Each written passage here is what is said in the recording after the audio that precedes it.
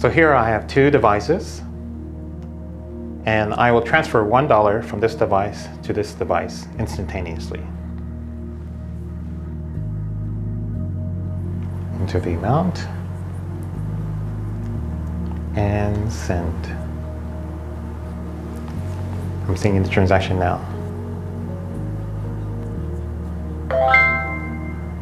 And there it is. What you've just witnessed is what looks like a standard financial transaction. Money was transferred electronically from one account to another. But while it appears like an ordinary bank transfer, it may perhaps be the most revolutionary technology you're likely to see in your lifetime. This technology is called Bitcoin.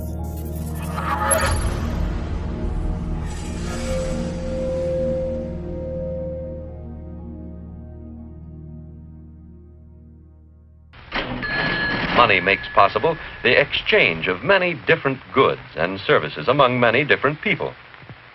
Wherever we go, we see money being used as a medium of exchange.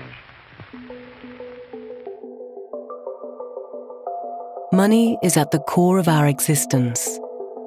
Every day we transact with one another. Currently, almost all of our daily transactions involve a third party, a bank, credit card company, or remittance provider. And ultimately, it's these institutions that carry out the transaction on our behalf. This is until the invention of Bitcoin. Bitcoin is truly one of the most important inventions ever in the history of humankind. That's how big of an impact it's going to have on our lives. And it sounds really difficult and complicated and hard to understand hearing about it. If you had only heard about email, it would sound difficult and complicated and hard to use. Bitcoin is literally easier to use than email. So what exactly is Bitcoin? Well, for starters, Bitcoin isn't actually a coin. Bitcoin is a new form of money, a currency that lives solely on the internet, one that some have even called magic internet money. I think part of the confusion is that Bitcoin is actually two different things. It's both a currency and a payment network. And we've never had one thing that's both of those at the same time. So the dollar is a currency, but it's not a payment network. PayPal and Visa are payment networks, but they're not currencies. Bitcoin is both of those things at the same time, but it has this other property, and that other property is that it can instantly be teleported anywhere in the world, just like that, almost for free. And there's nothing that anybody can do to block these teleportations. There's nothing anybody can do to intercept these teleportations. And if you're careful about how you use Bitcoin, you can do these teleportations anonymously. So with Bitcoin, with a push of a button, you can pay anyone anywhere in the world or receive payment from anyone anywhere in the world. In the aftermath of the global financial crisis, an author using the pseudonym Satoshi Nakamoto posted a 9-page document onto an online forum.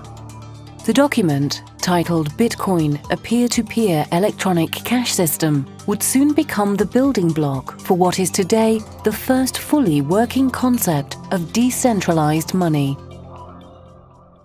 These are the daily candles of Bitcoin just in the backdrop. But I want to talk about these trend lines. You've seen them on other presentations even earlier today. I started out working at Bear Stearns back in 2007, so about a year and a half or so before the financial crisis really started to hit. And after Bear Stearns, I joined JP Morgan, where I became a VP, and that was my last job. All of these jobs were either Midtown or downtown Manhattan. Tone Vays is a Wall Street veteran.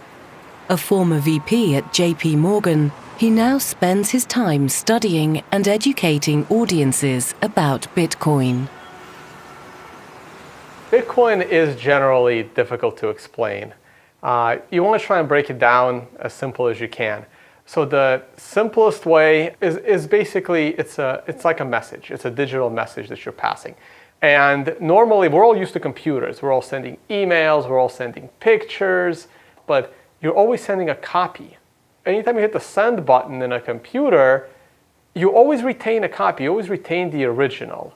And when it comes to financial transactions, you hit the send button and you have an intermediary, the bank, that is moving money from one account to another. And this is the problem that Bitcoin solved. It was able to take something digital, and when you hit the send button, you're not actually sending a copy. You're actually sending a digital object. At its core, Bitcoin is basically a new monetary system. However, Bitcoin is unlike any other system we've seen in the past because it isn't centralized in one place. This decentralized nature of the Bitcoin platform is one of the things that make it so unique and world-changing. We're all familiar with PayPal or Visa or Bank of whatever. All of these traditional services that we're used to control who's allowed to have an account, who can send money from who, from what countries users can send money to other countries' users. With Bitcoin, there is no entity that's controlling any of that. There's just this software protocol that anyone can write software to interact with, and then anyone can install that software on their phone or on their computer. And once they have the software installed, they can now interact with anyone else, anywhere in the entire world that's also using the Bitcoin software. This software that runs the Bitcoin protocol is commonly called a wallet, a digital purse which stores and allows the holder to move Bitcoins from one wallet to another. The Bitcoin protocol is open source, meaning that the programming code is freely available to add to and redistribute. In this way, similar to anyone being able to add a new website to the World Wide Web, programmers are able to add new products to the Bitcoin network. We have Jason, for whom this is very late evening because he is in Australia, and we're about to do Jason's first Bitcoin transaction over Skype as our medium, so everyone can see how quick and easy it is. On my end, I will hit send, and Jason is going to hit request. So when he hits request, a QR code should have displayed in the middle of your screen. And he's going to put it up to the camera of Skype so I can scan it with the camera in my cell phone. All right, I see the QR code. My phone is trying to scan it. And there it is. I scanned it. So I feel kind of generous. Let's send Jason $5. So I have just sent Jason $5 in Bitcoin. And let me know when it's registering on your end that you have $5 worth of Bitcoin. And there it is. Okay, so that took about 10 to 15 seconds.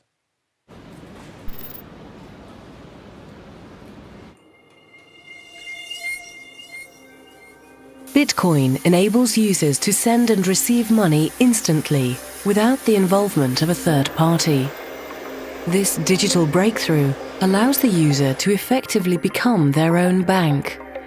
This is a complex idea to handle, but the possibilities of this new bankless currency are enormous.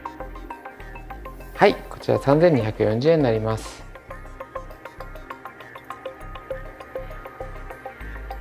With the exception of actually handing physical cash to you, generally we have to rely on third parties for lots of different payments, be it credit cards or wire transfers internationally, or even sort of keeping cash under your bed, storing large amounts of cash, we use banks.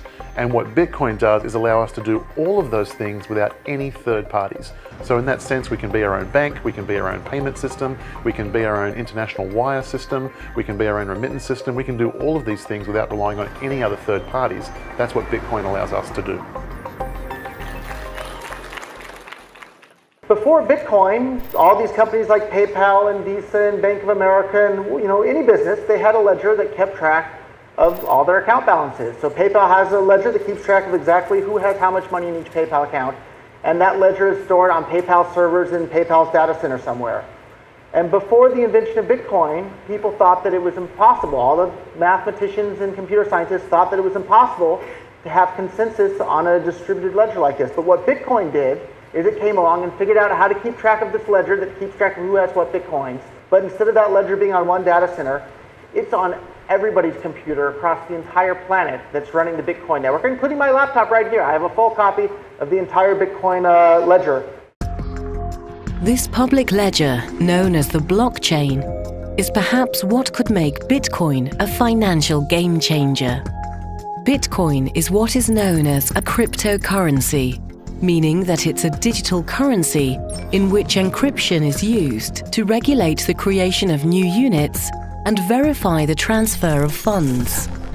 New Bitcoins come into existence through a process called mining.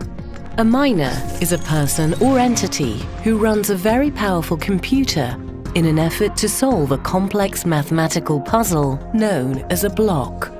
Miners around the world compete to solve or close a block and are rewarded with newly generated Bitcoins if they're successful. All transactions that travel through the Bitcoin network are pieces of this complex mathematical puzzle. So when a miner solves a puzzle, they're actually verifying the integrity of each and every transaction.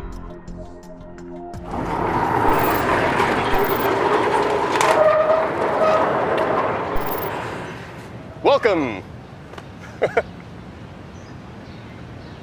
This is one giant abandoned recycling plant. We've got incinerators over there, those two big silos. Right around this wall, we have a megawatt worth of solar panels. It's a lot. That's about as much as what we consume. So we're going to be able to offset our electrical costs completely. This is a work in progress, but a Bitcoin mine is a group of computers that contribute its processing power to facilitating Bitcoin transfers and the security of the network.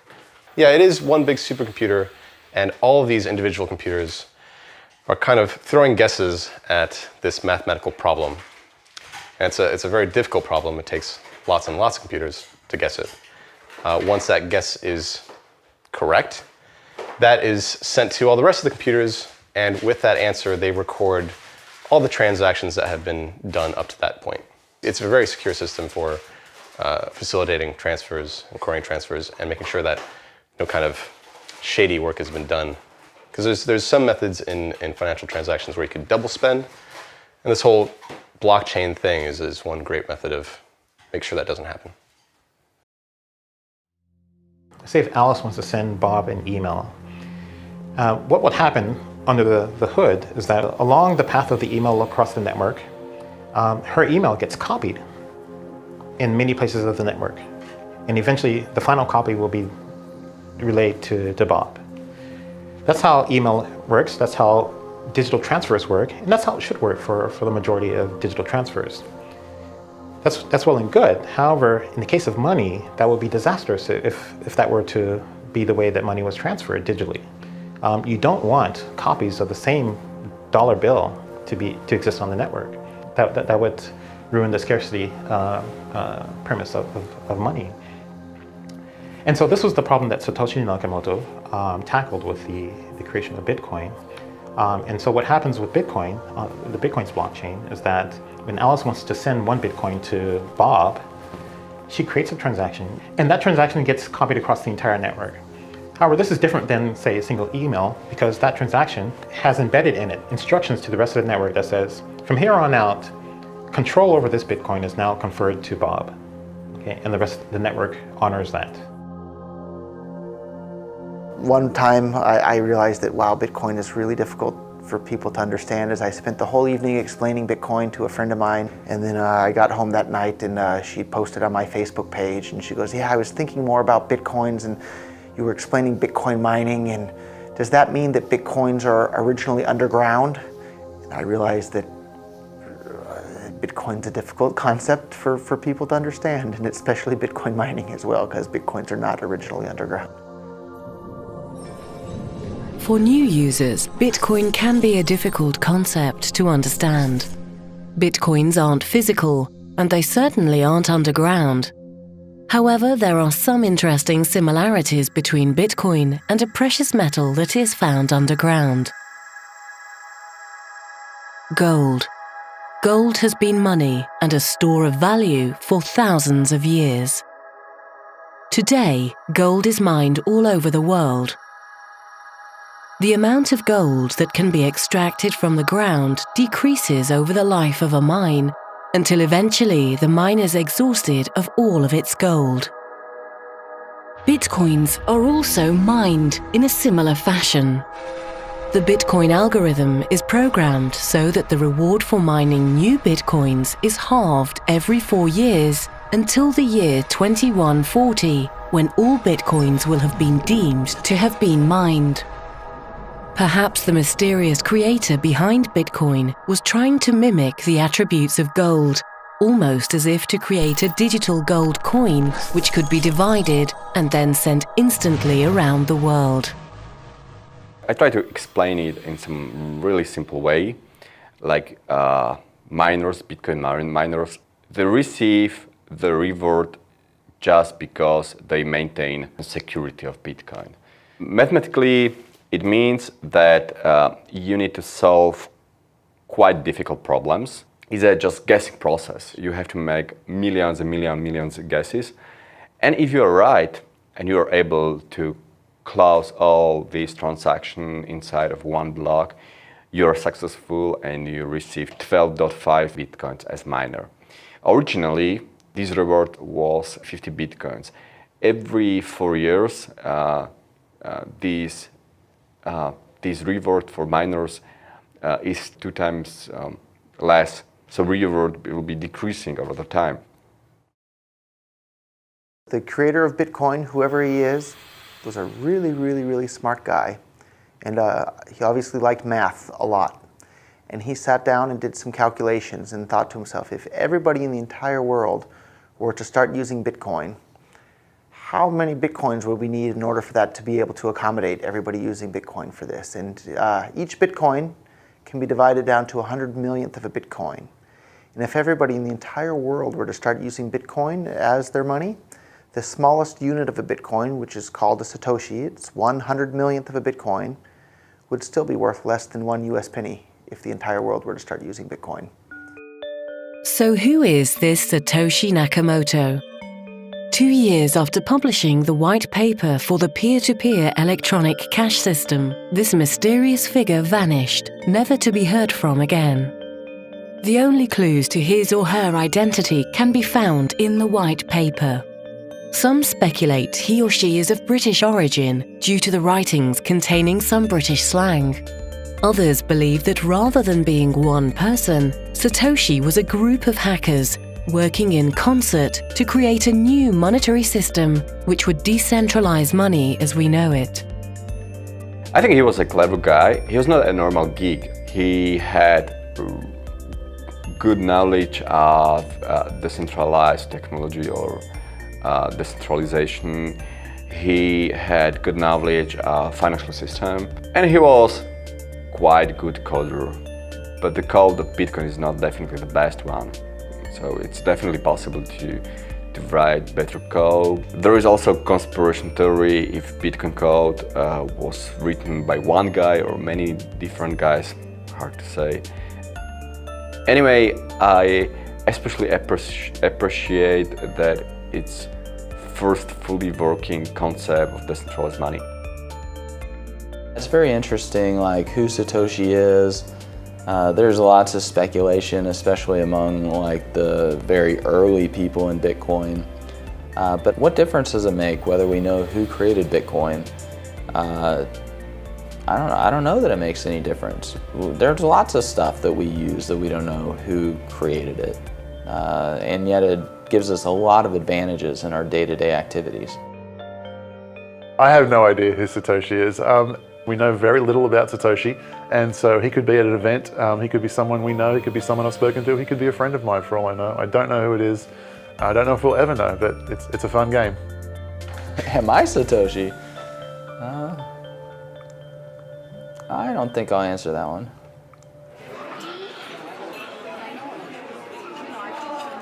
Regardless of the true identity of Satoshi, what he or she has invented could have profound effects on how our world evolves into the future.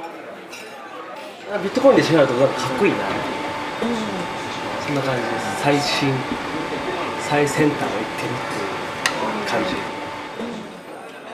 Because Bitcoin enables the user to act as their own bank, in essence, it frees the user from the traditional gatekeepers to their wealth. ビットコインはクレジットカードと違って支払いのサイトが、今まででしたら1ヶ月とか、60日後とかにカード会社からお店に支払われるものがビットコインだとそのサイクルが自由に決められますので非常に扱いやすいものだと思います。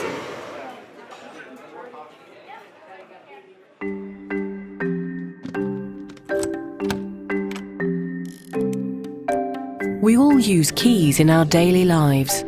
Keys allow us to access and control our valued possessions. They also protect our valuables from being stolen. Take your car as an example. Holding the keys to your car allows you access to it whenever you wish. But suppose you've had a few too many to drink, and your loyal friend confiscates your keys from you. The car may still be yours, but now you no longer control it. Taxi! And must hail a ride home. The same can be said of our finances. Although you may have the debit card and password to your bank account, the funds aren't directly in your possession. Every time you make a withdrawal or transfer from your bank account, the bank is actually acting on your behalf and moving the funds for you. This is where Bitcoin is fundamentally different. Bitcoin enables an individual to hold the private keys of their own wealth. So with pretty much every asset that we have out there, we don't directly hold the dominion or control over that asset. For example, the Royal Bank of Scotland, they had 700,000 accounts, ATMs, just went down for the weekend. Nobody could access the ATMs, couldn't get money out. You have a credit card or a debit card and it gets turned off because of suspected fraud or you did a charge in an unusual location. Well, guess what? The credit card company holds those private keys. They get to make the choice, not you. Bitcoin is very, very different in this regard. It is built on public-private key encryption. And what that means is that you send Bitcoins to the public key, and then in order to send the Bitcoins, you have to be able to sign with the private key where the Bitcoins currently reside. And that literally is a number. That private key is a number. Bitcoin, nobody gets to turn it off. If you have the private key, you get to access it and use it. With your Bitcoin wallets, there's associated what are called private keys. Okay? And these are literally what they sound like. They're private keys that can open and unlock your access to your funds. But let's be clear, if you lose any of your private keys, you lose access to your funds. Simple as that. So we just bought some Bitcoins out of a local Bitcoin ATM. And so what actually comes out is what we call a cold wallet. It's a little piece of paper with two squares on it, or two things that look like Roche ink blotch tests, and a bunch of alphanumerics underneath each. Now the top is the public key, which is what people would use to send Bitcoins to this address. And the bottom one is the private key, which is what you would use to scan in order to retrieve Bitcoins from this address. Now it's very important to note that that private key is something that you really shouldn't be showing around everywhere, because whoever scans this first will be able to take the Bitcoins off this address. Also, if you were to happen to lose this piece of paper, then you've actually essentially lost your Bitcoins because nobody else has a copy of this private key. Right now, there actually is some Bitcoins on this address, so if you're seeing this for the first time, you may be able to scan this off yourself and take the Bitcoins for yourself.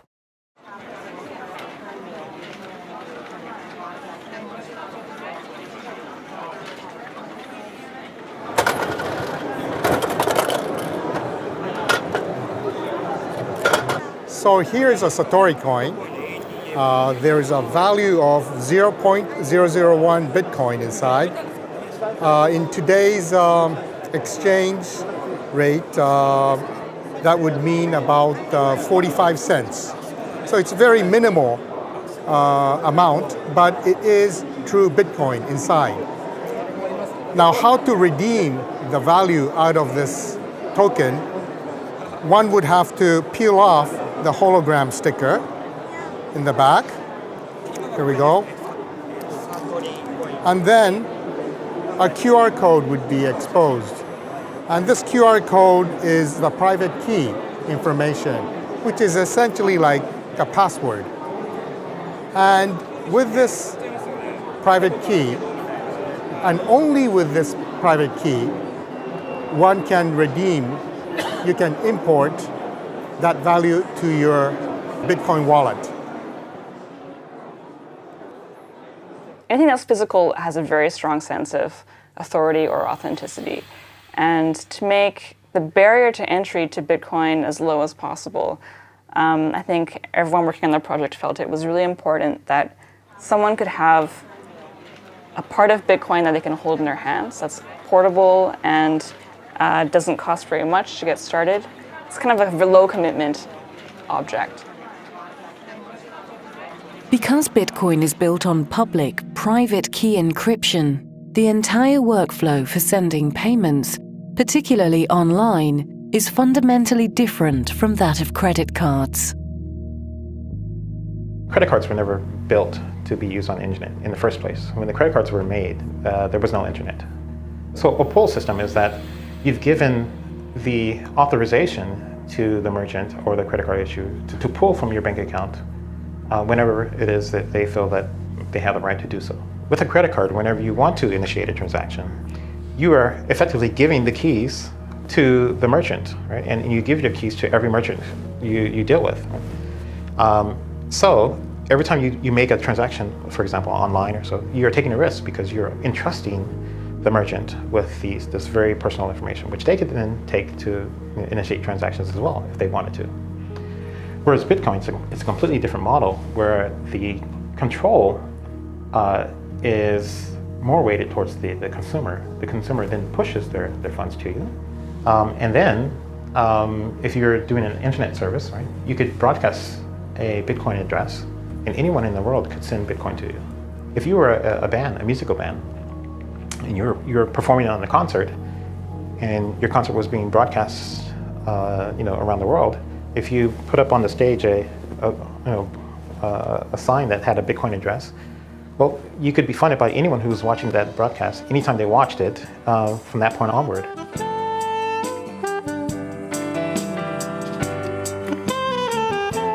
My name is Sanshiro Fujimoto, and I play the saxophone and the other instruments. I compose and perform and make CDs, and I make my living by being a musician.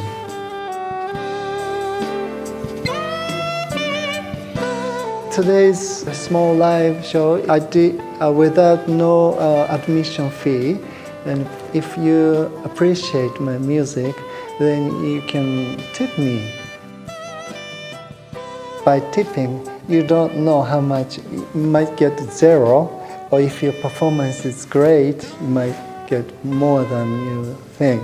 So that makes me play better.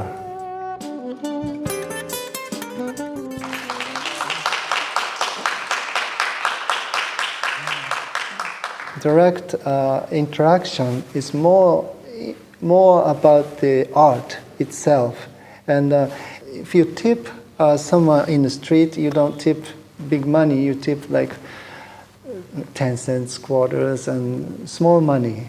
But to send the small money on the internet costs more than what you're supposed to tip. So Bitcoin is much better way to tip someone in the internet. Bitcoin payments are a push system, meaning that the funds are pushed from sender to receiver. This makes for a faster and cheaper system than traditional pull systems like credit card transactions. This in turn also means that Bitcoin transactions are final and cannot be reversed. Credit cards actually has about a 6-month settlement time.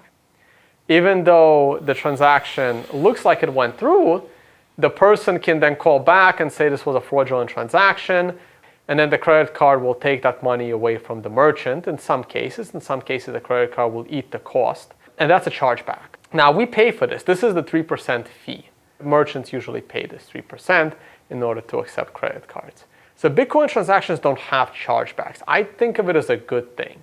As much as people like to say how great it is to dispute things, it very, very rarely happens.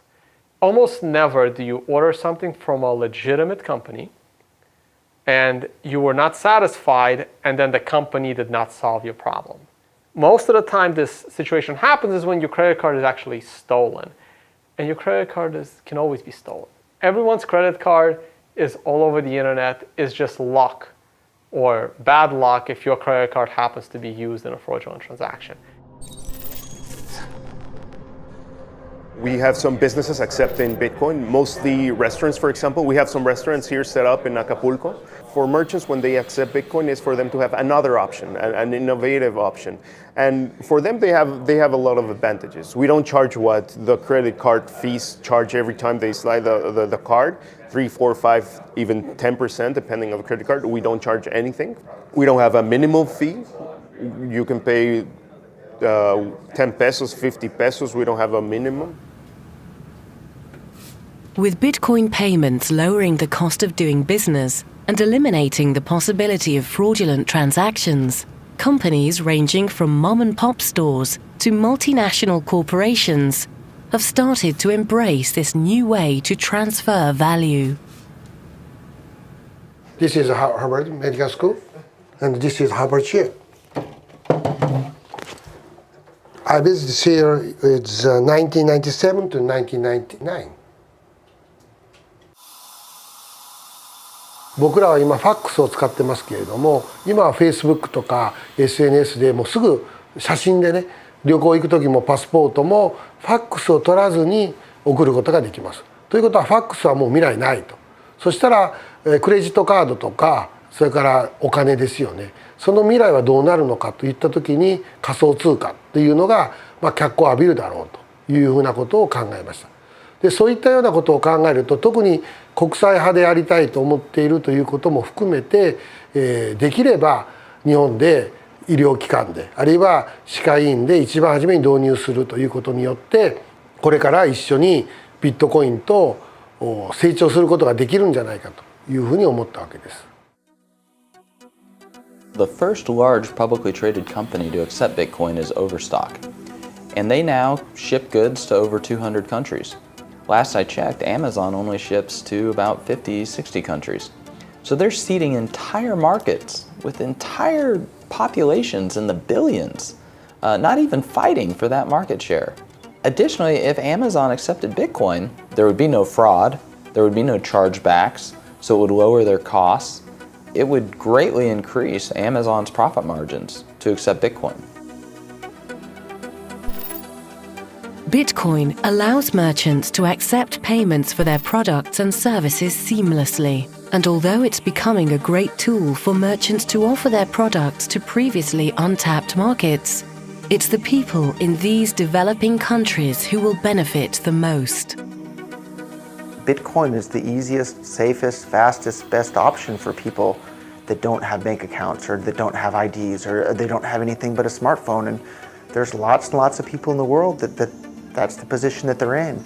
And Bitcoin is this fantastic solution and an opportunity for them to participate in the world's economy without having to deal with banks and having to jump through all these hoops. They just simply install an app and now they're a part of the world's economy. Something like 33% of the credit card transactions coming out of Africa are fraudulent. So nobody wants to take business from Africa. It's just too risky. With Bitcoin, you know the funds are good. So as a merchant, yeah, pay with Bitcoin. Also, anything you want, that's legal to Africa. Then they're able to start having property rights. And property rights is really what's going to help lift them up out of poverty. So Bitcoin does get into this niche of the underserviced people in the banking industry. So a lot of third world countries, they may not have access to bank accounts, they might not even have IDs to open a bank account. But if they have cell phones and if they have access to the internet, they can now have the equivalent of a bank in their cell phone. According to the latest World Bank figures, there are approximately 2 billion unbanked people throughout the developing world. The adoption and use of Bitcoin in these countries could transform this human rights issue and allow the unbanked population of the world to participate in the global economy. For the first time in the entire history of the world, anyone can now send or receive any amount of money with anyone else, anywhere, instantly, basically for free, and it's impossible for anyone, including governments, to stop them from doing that. And as much as I love gold can't do that, right? Think about that. Here, anybody in this room, you can now send and receive any amount of money with anyone, anywhere in the world, right now, and there's nothing that anybody can do to stop that. That was not possible before the invention of Bitcoin, and that is a fundamentally world-changing technology for every single human being on the planet. WikiLeaks was able to find funding through Bitcoin. And this was in the midst of a financial blockade that WikiLeaks was facing. At the time, the US had ordered Visa, I think it was MasterCard as well, Bank of America, to blockade any donations to WikiLeaks. Say what you will about WikiLeaks.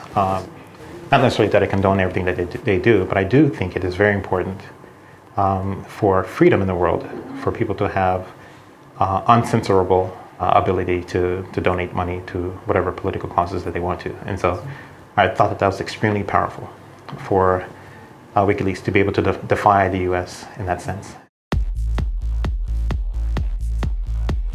Because Bitcoin puts the private keys of wealth in the hands of the user, it can be used to support activist causes.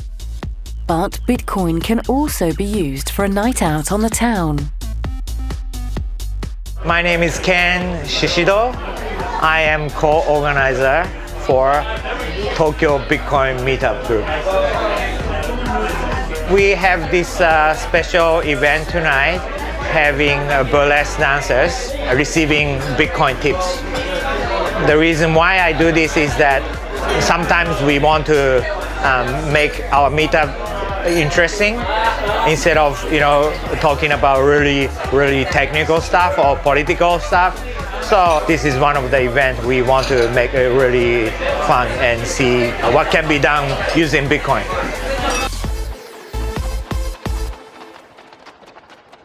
Currently, if you're living in most countries, buying things is not a problem. You have credit cards, you can still use cash, and to me, that is not the true use of Bitcoin.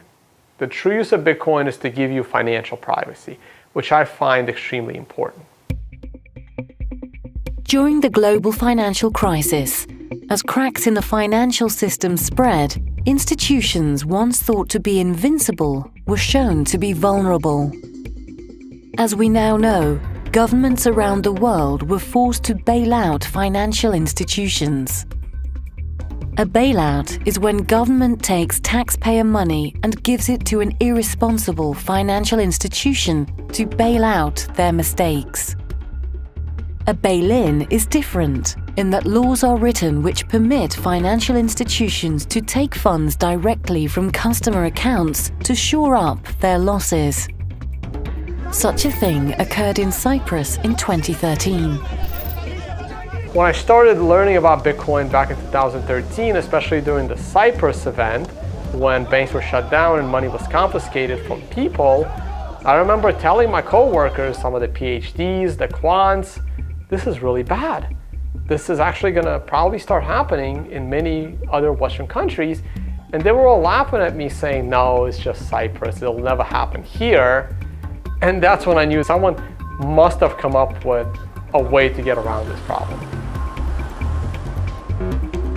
When a depositor deposits dollars or euros into the bank, title to the dollars or euros transfers to the bank, and those depositors become unsecured creditors of the bank. If the banks screw up for whatever reason, there's now been legislation passed in many of the countries where they can be bailed in, meaning that their deposits can be turned into shares of the bank. Jeff Berwick is an entrepreneur, financial commentator, and podcast host. Having founded Stockhouse.com, Canada's largest financial news website, Jeff's analysis, writings, and videos have been viewed by millions of people around the world.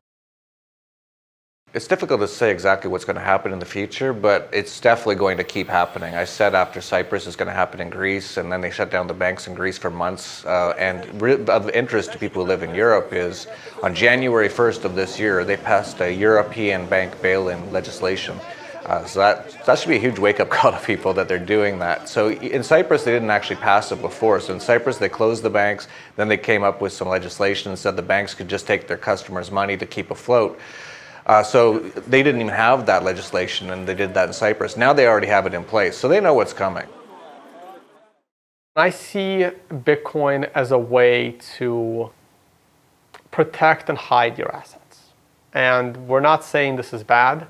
I'm not saying that only criminals hide their assets. No. People that have worked hard and they've paid taxes and they've done everything, and like what happened in Greece and Cyprus, where money in bank accounts was just confiscated. So if the next time the banking system gets in trouble, it could be users' accounts that are rated to help fund the banking system. We're talking people with significant money. 100,000, 200,000, but it's legal money. They've worked hard for it. Some economists believe that the global financial crisis of the last decade was just a precursor to a much larger calamity. If this is the case, how will governments react in response to the next failure of our financial system? Unlike the current banking system, Bitcoin allows individuals to hold the private keys to their wealth. However, this also comes with the added responsibility of securing the Bitcoins. With Bitcoin, you're in 100% complete control of your own money, but that also means you're 100% responsible for what happens to your own money. So it's your job to make sure that you keep your Bitcoin safe. People are used to things like credit cards and bank accounts and PayPal, and if your credit card gets stolen, you just call the credit card company and they cancel it, and that's the end of it. If your Bitcoins get stolen, there's nobody that you can call to ask for help.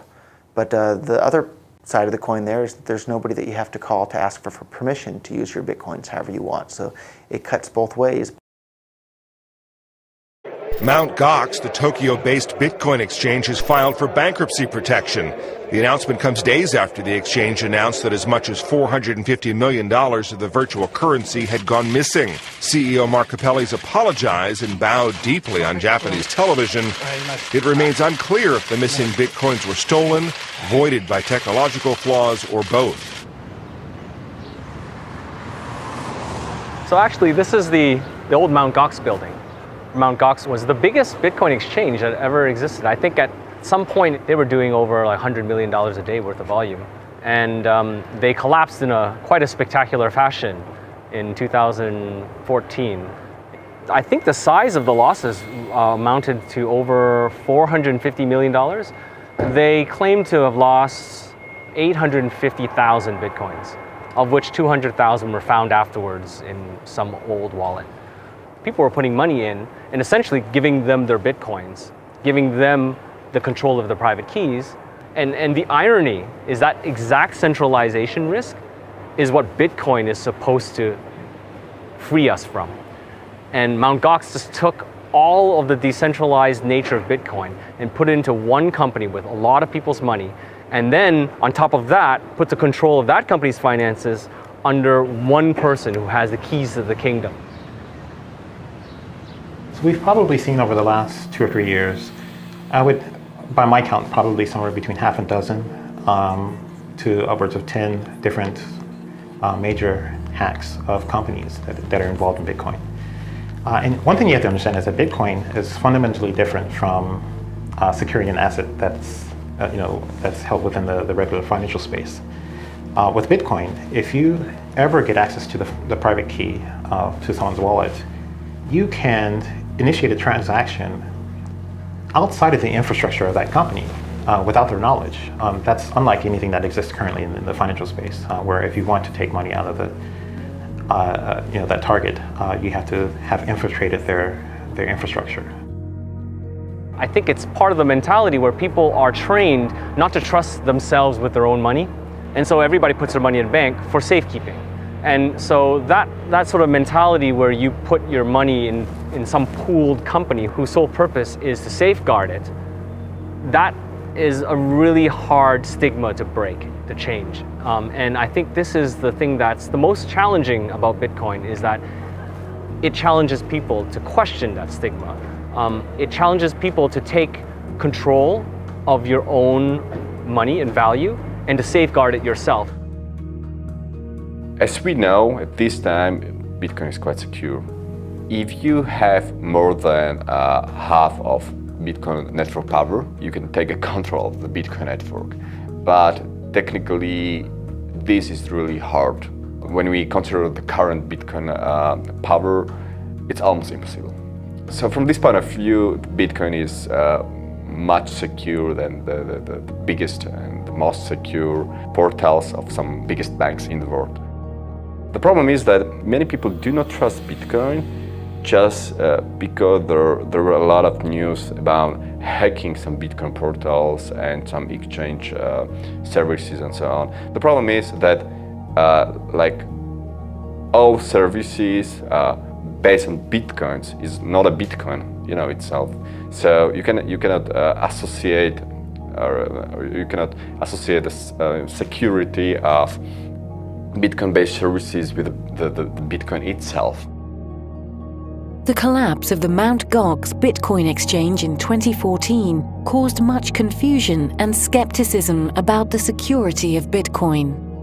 However, years after the collapse of the once largest Bitcoin exchange, Bitcoin is now on the radar of many institutions within the financial industry.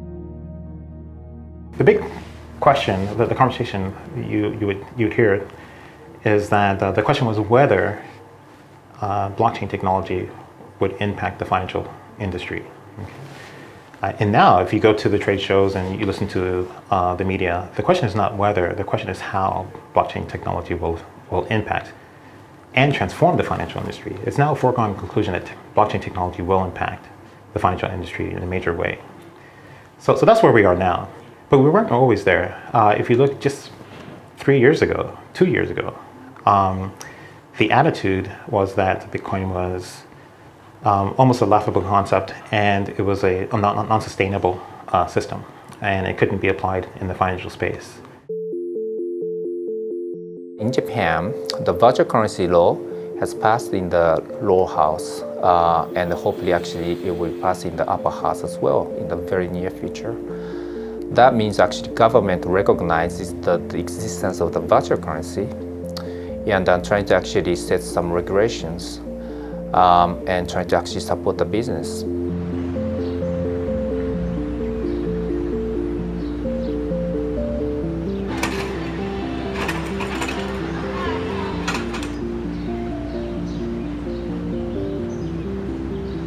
This Bitcoin, well, it looks great, It's a nice piece of collection, It's better than a yen or a penny. Some of the areas where Bitcoin has been most popular so far is China, which has quite a high level of capital controls. Other countries like China, Argentina, Iran, this is where Bitcoin's really caught on to a lot of people because it's not easy to transfer money in or out of the country without going through regulatory problems or having to know someone in the government and things like that. So definitely that is a huge boost to Bitcoin. The advantages of Bitcoin continue to increase its popularity around the world, sometimes in the most unlikely of places. My name is David Hyatt and I operate the Uprising Cafe in Nimbin. This is where our Bitcoin machine is located, right next to the traditional ATM machine, so the customers have a choice of using either. I saw that the current banking system was rather restrictive, and the independence of people running their own banking systems really appealed to me. And the fact also that it was digital and we're living in a digital age, I just knew that it was something that would have to get traction over time. Bitcoin is definitely the largest innovation in monetary science since Isaac Newton's gold standard. Going to completely revolutionize how all of our assets are held, so it's going to disrupt law, going to disrupt accounting, going to disrupt our finance industry, going to disrupt so much. It will also rapidly decentralize the capital. No longer will millions of people accumulate all of their capital into one big pile that then gets allocated by a senior vice president of Merrill Lynch or Bank of America. It'll be millions of people that you have to go and entice out of their capital to go fight a war in Afghanistan or Iraq. Once you decentralize all of those private keys, it becomes much more difficult to get people to pay for a lot of these goods and services that they otherwise wouldn't necessarily pay for. I'll just scan it, and now I have your Bitcoin address in my wallet right here, and I'll go ahead and enter $1, and we'll hit send. Mind sending the transaction? Sent, and there you go, you heard the noise. Before Bitcoin, I was basically retired. I was just hanging out, enjoying my life, practicing jiu-jitsu every day, and it was really fun, but wasn't really gonna make the world that much of a better place, if at all. And then I discovered Bitcoin, and I looked around the world and I saw all these wars being fought and central banks debasing the currency and it basically preventing the world from being as good of a place as it potentially could be. And I saw Bitcoin, and I saw this as a tool to strip away all of their power to do that. Most people aren't interested in paying to kill people they've never met in other countries. Most people are willing to pay for roads and schools and hospitals. So if the governments say we need money for roads and schools and hospitals, I think people would probably give them a good chunk of that. If governments say we need money to go kill people in other countries that you've never been to in your entire life and you're probably never going to go to in your entire life, people are going to say, no, I don't want to pay for that. But if you're using bank accounts and dollars and euros, governments can seize all the money out of your bank account at any time. They can print as many new dollars or euros as they want to pay for these things at any time. If the world's using Bitcoin, it takes away those tools from government, and I think that makes the world a much, much better place. For the first time in history, Bitcoin now provides the entire world with a completely decentralized payment system. One where each individual holds the ownership and control of their own financial wealth. One where all users can transfer value and interact freely amongst each other instantly. What could the future of our world look like with such a revolutionary tool? The possibilities could be truly magical. Bitcoin is magic internet money. Bitcoin allows you to send and receive money with anyone, anywhere in the world, just like magic. I'm at a loss for words because it's that exciting and that world-changing.